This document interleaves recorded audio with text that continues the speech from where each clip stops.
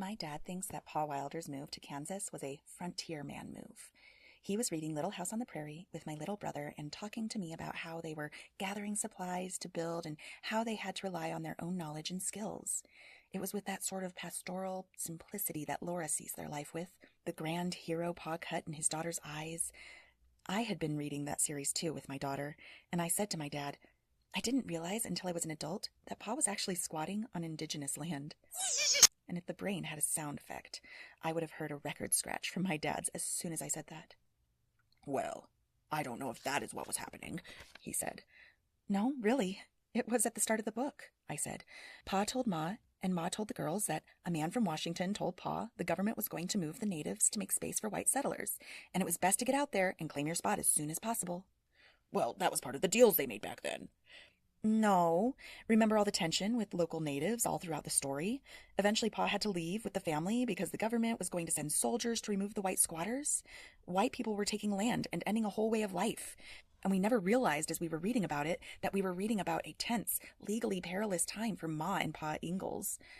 Well, the Native Americans were at war with each other for centuries before white people settled America. They were not living here peacefully. There it is.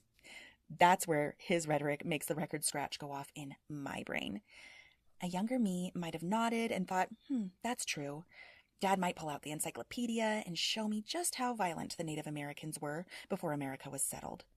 But I just want the truth. So here's the record of what was going on in Kansas in 1869 and 1870. Pa moved his family from Wisconsin to Kansas. They chose a place in the Osage Diminished Reserve. They'd had word from Washington that it was okay. Eventually, after tensions between the Osage tribe and the settlers built, Laura hears Pa telling a neighbor that they will go, and they never would have built 3 miles over the treaty line if they hadn't been given the okay from Washington. According to the 1870 census, there were 89 residents in Rutland Township, where Pa built. For once, and only briefly, the government held to the treaty and drove the squatters or settlers out, Ma, Pa, and the kids included. It's okay to still find warmth in Pa's fiddle and Ma's steady hand.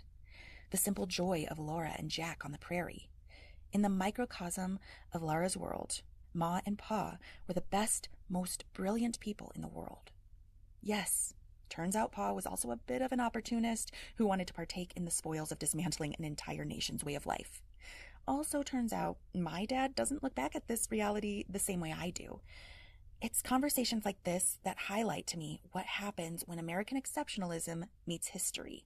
When you're able to share something like Little House and it's a choose-your-own-adventure or interpretation, whether you see the adult problems that are swirling over Laura's head, or you stay in a state of blissful ignorance that this is just a wonderful story about American spirit and grit. It is that, but it's more too. There was another 10-year-old little girl, an Osage girl, in 1869. And one night, the war cries from her tribe's warriors rang out.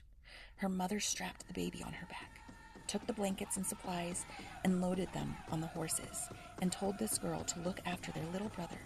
They would be walking all night. The white settlers wanted this girl's home, and who knows if the white government will stick to the treaty. So the Osage left. She had a story too. And her story matters. I don't know why that scares my dad. Why should the truth diminish anyone's view of themselves today?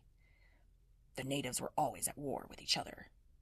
And what was Europe up to all through the 19th century? What did America just get done settling in 1865? The Civil War? Whites had just forced other whites to stop trying to own people as slaves? That's another MAGA dad argument for another day. The whole, do you know how many people in Africa were already enslaving each other? But anyways, back to Europe. I'll tell you what was happening from 1800 to 1870. The Napoleon Wars, 5 to 7 million casualties. Greek Independence War, 240,000 casualties. Franco-Spanish, 100 casualties. Russo-Persian War, 4,000 casualties. Russo-Turkish, 5,600 casualties. Hungarian Revolution and Independence, 16,600 casualties. First Schleswig War, 8,600. First Italian Independence, 23,000 casualties. War of 1859, 23,000 casualties. Third Italian Independence, 11,000 casualties. Crimean War, French casualties, 95,600. English casualties, 22,200. Second Schleswig War, 1,275 casualties. Austro-Prussian War, 11,765 casualties. That in Europe alone is about 7.5 million casualties in the motherland. So, Dad, why did all these whites, when they couldn't stop killing each other, think they could justify slavery and genocide because The blacks and browns were doing it already. looks like everyone was doing it, no? Maybe this is the human history of many people. And does ignoring it make it better? Or is it just not important to you because you're not black or brown? What about any black or brown kid? Should they not know their own history? I just don't know what you're so scared of. My kids won't feel hopeless if I tell them the truth about Pa, treaties, and slavery. They aren't so weak so as to tie their value to the actions of their forebears. They won't need a sanitized and comfy version of history in order to know themselves. Perhaps I have a higher opinion of their intelligence and autonomy than you do.